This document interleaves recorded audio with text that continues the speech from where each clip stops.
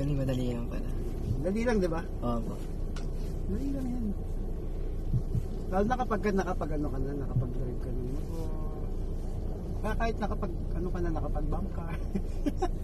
Mahirap lang po makita yung pare, nasa harapan na maliit. Oo. Sana yan lang. Ngayon, kapag ka lampas na yan, Renz.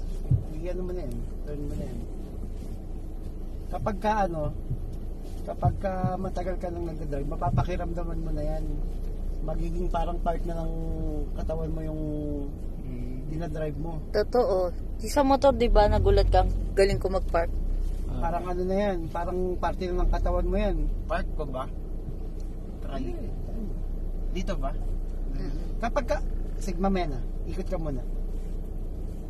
Kapag ka magpa-park, turn mo rin. Huwag mo masyadong isasagad yung Kapag ka, tatamaan mo to. Mo dun, tatama yun. Ayan, sige.